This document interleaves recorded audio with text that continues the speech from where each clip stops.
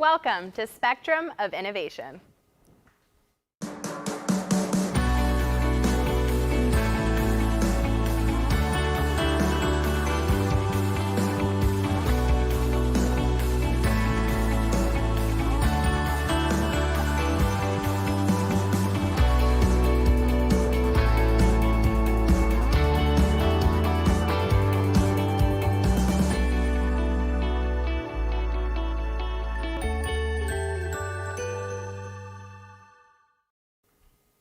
My name is Gabriela Venturo, and this is Spectrum of Innovation. Thank you for joining us for our February episode. Spectrum of Innovation is your trusted news and information source for Riverside County. Spectrum of Innovation can be found on Temecula and Murrieta's community access channels, as well as on Rivco TV's access channels throughout Riverside County. Be sure to subscribe to our YouTube channel, where you can find full episodes, segments, and social updates. Speaking of YouTube, that's where you can watch our spin-off show, the SOI Update, with news and information from our SOI training crew. The SOI Update also appears on Rivco TV, but that's not all. The SOI training crew is now on the radio, delivering the Sweet Spot news. Tune in to 102.5 The Vine radio station to stay in the know. Last week, local heroes were honored by the American Red Cross. Last week, local heroes were honored by the American Red Cross at their annual Heroes Breakfast for their courage, compassion, and leadership. Here is the SOI crew with more. Heroes come in many forms. Every year, regional chapters of the American Red Cross recognize the citizens and organizations for going beyond the call of duty, while on or off the job. These local heroes add immeasurable value to communities within Riverside County. After seeing a lack of trained personnel capable of responding to large animals in distress, Captain Tyler Reynolds and his partners created HART, short for Horse and Animal Rescue Team. HART was implemented to train first responders and to ensure the well-being of the horse and large animal population here in Riverside County. Fighter Wayne Hess told the Red Cross why Captain Reynolds deserves this honor. When I think of Tyler, I think of a very dedicated person, dedicated to his job, dedicated to the people that he serves, and dedicated to the animal community. Weather-related disasters hit hard and fast, so making informative, timely decisions is vital to save lives. Alexander Tardy, a meteorologist with the National Weather Service, relays real-time information to emergency responders as disasters and weather emergencies unfold. His vigilance is vital for the Red Cross, first responders, and other organizations when dealing with impactful events. Our goal, I guess, is to be a hero because we're providing information, weather support information, so people can make better informed decisions, to stay out of harm's way from dangerous weather, to be more resilient, to actually prepare, to maybe even understand the weather. The American Red Cross is known for its ability to get much needed blood to patients who need it. While whole blood can be stored for up to 35 days, platelets are only viable for 5. There is a desperate need for platelets to fight cancer, traumatic injuries, and other serious health conditions. Because they have such a short shelf life, platelets are always needed, but donors are in short supply. In 1987, Bill Raines began donating platelets. Understanding the need for these life-saving blood components, to donate, Bill travels regularly from his home in Riverside County to the Santa Ana Blood Donation Center. He's donated more than 417 units of platelets and has no plans to stop anytime soon. I started donating because my sister-in-law at that time had sickle cell anemia. They originally thought that she would only live till about in her early teens, but due to the generosity of blood donors, she actually lived, her life extended another 30 years. It only takes a couple hours for you to donate, but it may save a person's life. Canine Support Teams, Inc., or CST, has been providing residents of Riverside County who have disabilities with professionally trained service dogs for more than 30 years. In 2012, CST added on another mission with PAWS for wounded veterans. Specially trained service dogs are provided to vets with PTSD and other disabilities through the PAWS program. The American Red Cross celebrates this organization for placing hundreds of service dogs with those who need them. We train the inmates to train dogs, so we give them a life skill. And they very successfully train those dogs to be working service dogs. These American Red Cross Hero recipients remind us that service to the community is vital. All Riverside County residents, human and animal alike, may need the kind of care and attention offered by these men and women. We here at Spectrum of Innovation congratulate these local heroes and thank them for their service. You can check out the links on our website that will connect you to the videos highlighting all their contributions. Did you know this Saturday, February 29th, is not only Leap Day, it's also Leap of Kindness Day. It's a good opportunity to do something nice for someone else on the extra day we get during a leap year. Now, whether that means helping a neighbor or volunteering your time at a nonprofit, your small act of kindness can make a big difference in the community. Now it's time for our Need to Know segment, where we bring you up to date on current Riverside County news and events. The Super Tuesday presidential primary election is happening next week on March 3rd. Also on the ballot are candidates running in other national, state, vote recipients in state legislative and local races, regardless of their party, will move on to the November general election if no candidate receives a simple majority vote.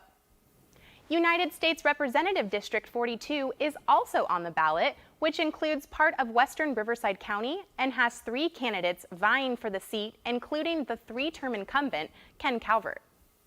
U.S. Representative District 50, extending from San Diego County into Temecula, has 10 candidates, which includes 2 Democrats and 4 Republicans. You will definitely want to keep an eye on the 28th State Senate District race, which includes Temecula, Murrieta, Lake Elsinore, Canyon Lake, and Wildomar. Jeff Stone previously occupied this seat before leaving for a position with the U.S. Department of Labor. There is currently an even number running for the state Senate seat, 2 Republican candidates and 2 Democratic candidates. Now, since this is a special election due to the position vacancy, a runoff election will occur in May rather than November 2020 if a single candidate doesn't win a clear majority. State Assembly District 67, which includes Lake Elsinore, Menifee, Murrieta, and Wildomar, has 4 Republicans and 1 Democrat running. District 75 covers part of Temecula, where there are 2 candidates running against 4-term incumbent Marie Waldron. You will also see on the ballot candidates for the County Board of Supervisors from Districts 1 and 3. County Board Supervisors affect the day-to-day lives here in Riverside County as they serve as liaisons to the local and state government to solve regional issues. We invited 3rd District Supervisor Chuck Washington to the studio to learn more about the role county supervisors play within their districts. What is the role of a county supervisor? You know, the role is rather broad and sometimes difficult to explain to folks, but essentially we set budget priorities and policies for Riverside County. We cannot conflict with state and federal law, and we do not have direct authority over the actions of a city council, or tribal government. A county supervisor's job is not a department at the county, but we are a part of the government of cities. As an individual supervisor, I don't actually have any authority. My authority only comes as a part of a board, in our case a 5-member board, and so it takes a majority of that board, 3 of us supervisors, to agree on something, to move an ordinance or a policy or our adopted budget through the process. How many supervisors are up for re-election this year? This year will be 2 supervisors, myself and the 1st District Supervisor, Jeffries, and intentionally for county elections as well as city elections, terms are staggered so that you don't have a turnover of the entire board or council all in one election. You know, with 5 supervisors having their own districts, sometimes it can be challenging. We spend probably 90% of our time in our own districts working on our district issues. But it really is incumbent upon us to come together and work on the larger good for the entire county. When should a constituent come to their supervisor for a problem or an issue? We encourage them to call our office first if they are unsure about where they should go to get issues resolved or to get advice on what department does what for them, because we readily can provide them with that direction and that guidance. Well, hopefully those watching are now encouraged to get a hold of their county supervisor. We would love that, yeah, absolutely. Well, it was interesting and an awesome opportunity to learn more about you and your role. We're all rooting for you, and thank you so much for your time as always. Thank you. It's been enjoyable. To find out more about who represents your district, we provide a website that will connect you to that information. In addition to national and local candidate races, there are state propositions on the ballot. Now, this can be a challenge with conflicting pros and cons. Gene Wunderlich, Murrieta's mayor, shares his insight and opinion on Proposition 13. Here's more. Hi, my name is Gene Wunderlich. I currently work in government affairs for the local association of realtors, as well as a coalition of local chambers of commerce. We have an election coming up on March 3rd. We just thought you might need to know a few of the things that are going to be going on. One of the things I want to talk about today is an interesting ballot proposition that you'll see on the March 3rd ballot. It's called Prop 13. Every 10 years, they start renumbering propositions. So this is actually the 5th Prop 13 we've seen since the original Prop 13 passed in 1978. What this Prop 13 is, pure and simple, is a school bond issue. And it proposes to raise $15 billion in school bonds. We have already passed a number of school bond issues, including the most recent one, a $9 billion school bond that was issued that was passed by the voters in 2016. Of that $9 billion bond that was passed by you as the voters, $7.7 billion are still sitting unaccounted for. They have not been allocated. They've not been spent on our schools. This is a matching fund. So if the state is going to give you $1 billion, the school district has to match that $1 billion. How do they do that? They raise local bond money. Under the original Prop 13, the school bond local cap was set at 1.25%. The fine print in this Prop 13 allows schools to raise that to 2%. That's your money. That's a cap on the percentage of money that they can apply to your property taxes. So that would almost double. So I encourage you to get the facts, read the fine print, be very, very careful what you see on social media, because this is not a repeal of Prop 13. The Attorney General was not being devious in assigning Prop 13 as a number to this particular ballot proposition, but it is, in my opinion, again, it's not a good proposition, and you should vote no on it. Thank you very much for your consideration. Voting is your right as a U.S. citizen. No matter how you vote, what's important is that you vote. If you have not registered, a new California law allows you to register at your local polling place and receive a provisional ballot on voting day, which is next week, Tuesday, March 3rd. Our impact story this month focuses on housing. In 2018, California ranked 49th among the states in available housing units per resident. Riverside County builders strive to keep up with the demand while housing prices continue to rise. The cost of renting has also increased. Now, how do these increasing housing costs affect home buyers, and what does it mean for our economy? Spectrum of Innovation takes a deep dive into this important issue. California's extended housing shortage began in the early 1970s and continually grew to where we are today. The state's strong economic growth over the years created hundreds of thousands of new jobs, which in turn increased demand for more homes. And builders struggled to keep up. Housing prices grew as supply dwindled, making Riverside County the affordable option for those who choose to live in Southern California. We have the land, the developers can buy it cheaper, so we can produce more inexpensive houses. And that was kind of 20 years ago. Now we're getting to where they're not as inexpensive, but because we've had the land, we've definitely been the resource for people to come from the coastal areas to us. In the 1990s and early 2000s, the entire country experienced a housing boom, and Riverside County was no exception. So many people were ready to buy houses. And we had a ton of houses, plus everybody was getting loans. It was a lot easier to qualify then, so because of that, there was this surge in home ownership and people buying. When the recession hit Riverside County in 2008, many people lost their jobs and their homes. Prices tumbled and bank-owned houses sat on the market for months. Do you feel that we've fully recovered from the recession here in Riverside County? Within the last year, two of our cities, Temecula and Menifee actually, have regained their prior pricing peak and surpassed it. Most of our cities down here are still anywhere from 8 to 12% under their prior peak. The nice thing about this growth, rather than 30-35% a year, we've averaged only about 6 or 7% appreciation over the last decade. And so that's more sustainable. The average cost of a Riverside County home is now a little over $400,000, while the median cost of a house in San Diego County is $575,000. In Los Angeles County, it's $628,000, and in Orange County, it's $732,000.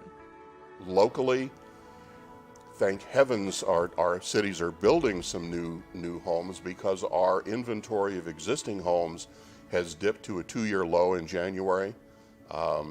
We've only got about a 2-month inventory out there. So if, buyers are coming into the market, there's simply nothing to buy or very, very little to choose from. You get bidding wars going. And so it tends to drive up pricing more quickly. Experts say the state needs to be building 180,000 new units a year, but continually falls short of that goal. In 2019, there were only 108 to 110,000 units built across the state. Will there be a housing crisis in Riverside County? Well, yes, we definitely have a huge shortage of houses. We need more affordable houses. We need senior homes. The more housing that we have, the more affordable it is going to be for everybody. For our young people and our people that are trying to enter the market, we want to keep it so people can afford to live in Riverside County. Are there programs out there to help these first-time homebuyers? There really is. There's a ton of programs. There is first-time homebuyers, there's grants, percentage discounts you can get. There's a lot of different ways that different lenders can help you, but you really need to go with a reputable lender to make sure that you qualify. Those who cannot afford to buy a home have to rent, but those prices are also on the rise. In December, the average rent for 1 to 2 bedroom apartments in Riverside and San Bernardino counties hit an all-time high of $1,500 a month, while rent for a single-family residence cost upwards of $1,800 to $2,000. Home prices are higher, so investors coming in are paying more for houses, so that's part of it. And the simple fact that homeowners can get away with charging more for rental because there's such a demand, because we have such a shortage. It's also more difficult to build multifamily housing, an apartment complex, for example. You get a lot of NIMBYism. People come in and the neighbors simply don't want it. Yeah, we need more housing, but not over here. Governor Newsom has made solving California's housing shortage a key goal for his administration. Last year, he budgeted $1.75 billion towards resolving the crisis. $32 million of those funds are earmarked to build 278 affordable housing units for low-income residents and veterans in the city of Riverside. And over $12 million were allocated to the county for homeless housing, assistance, and prevention. Even more funding is planned for various programs. But time will tell if Riverside County can continue to provide affordable options for all. The state and county housing issues are extremely complicated, and we can't cover it in all just one segment. We will continue to explore the housing crisis in future episodes of Spectrum of Innovation.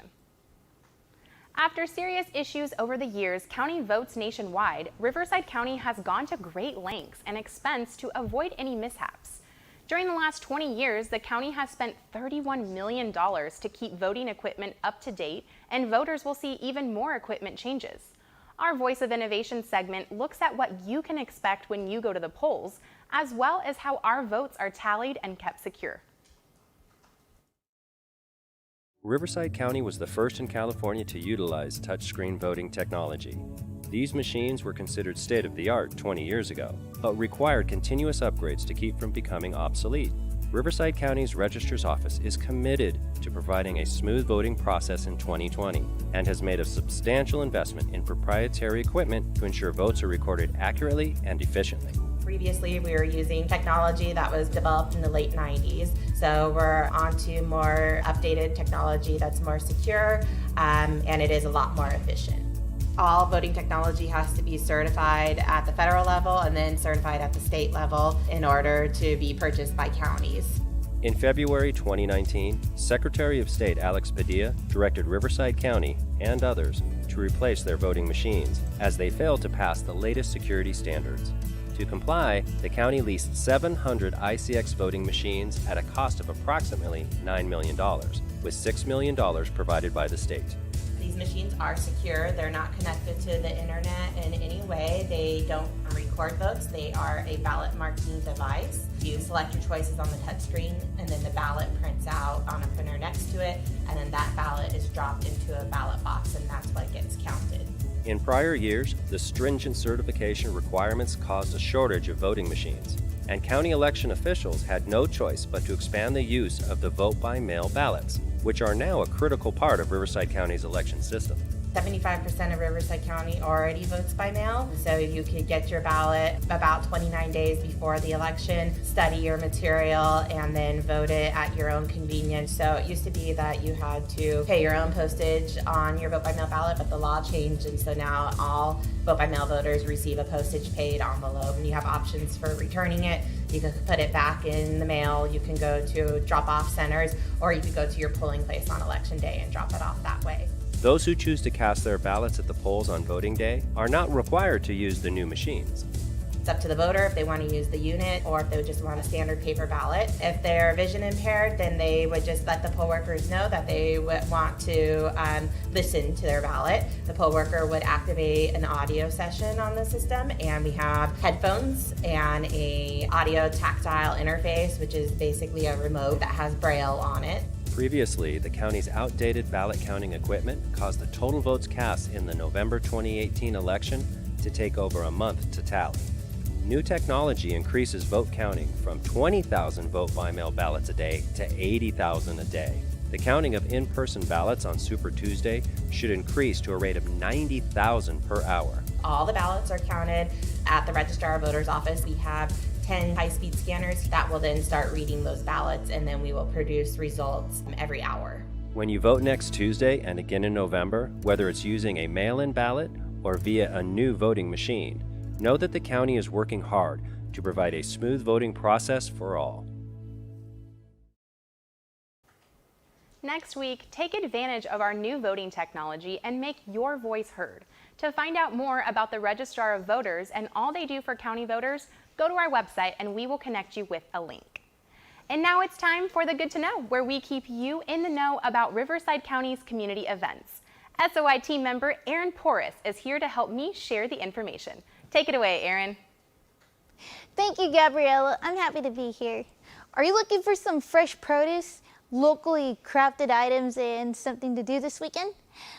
On Saturday, February 29th, there will be live music, food, vendors, and fun at the Farmers Market in downtown Hemet at Florida Avenue. If you can't make it this weekend, don't worry. The market returns every Saturday through the summer. Also this Saturday, JDS Creative Academy will be heading to Pechanga Resort and Casino for the Temecula Chamber of Commerce 54th Annual Awards Gala. We are excited to announce that we are nominated for Nonprofit of the Year and are honored to join some of the most influential people here in the community. This Sunday, March 1st, the Arts Council of Menifee presents their Insects art show and sale at the Case and Acero Center. It's a great opportunity to meet the artists and purchase their work. Refreshments will be served and the event is free.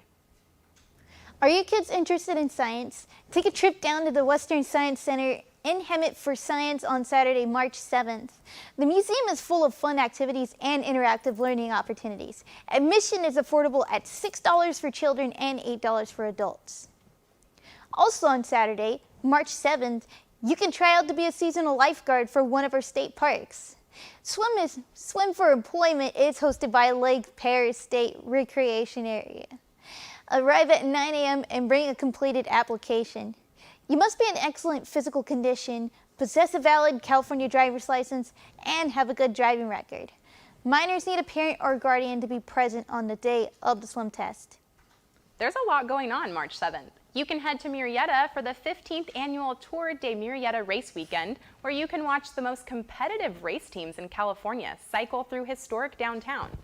The event kicks off with a kids race at 12 p.m., which is open to all and only requires the donation of a canned food item for entry. Are you retiring soon and have questions about your Social Security benefits? On March 10th, the Temecula Library will be hosting a free workshop to individuals who are not yet collecting Social Security and have questions. Having some trouble with your dog's behavior and need advice? On March 11th, Glenn Massey, a certified dog trainer, is hosting a free Q&A at Animal Friends of the Valley in Wildomar for concerned dog owners. They say to only bring your questions and not your dogs so that there are no distractions. The Holi Festival of Colors come to Martha McLean Park in the city of Riverside on March 14th. This fun event is all about love, unity, and the celebration of colors. Enjoy dancing, music, food, crafts, and free hugs. Festivities begin at 11 a.m. and last until 4 p.m. Tickets are only $6.50 online. Speaking of warm fuzzies, I can't think of a better way to spend a Saturday than getting goat hugs or giving a pig a belly rub. The Sail Ranch Animal Sanctuary in Temecula is hosting a spring tour Saturday, March 14th, and invites everyone to come and explore. Registration is now open. On St. Patrick's Day, Tuesday, March 17th, ring in the Day of the Irish and support a great cause. Habitat for Humanity is hosting a St. Patrick's Day Golf Classic at Temecula Creek Inn.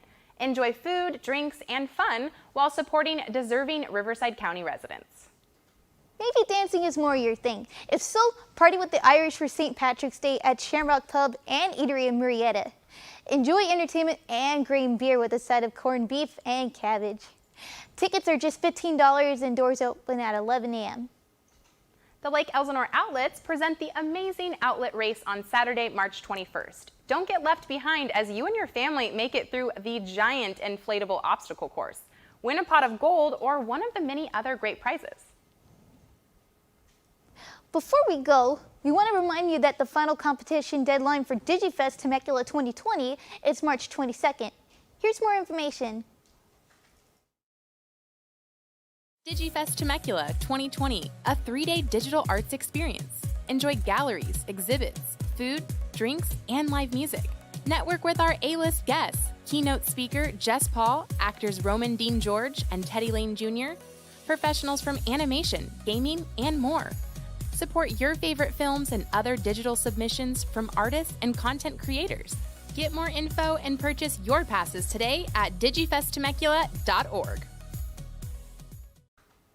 So, what are you waiting for? Get those entries in. Keep an eye on digifesttemecula.org for industry professional speaker announcements, and tickets are on sale now. Join in on the fun April 17th, 18th, and 19th. Thank you for watching, but we can't say goodbye before thanking Hannah Davis for creating my beautiful dress. These colors Erin and I are wearing celebrate February, the month of love.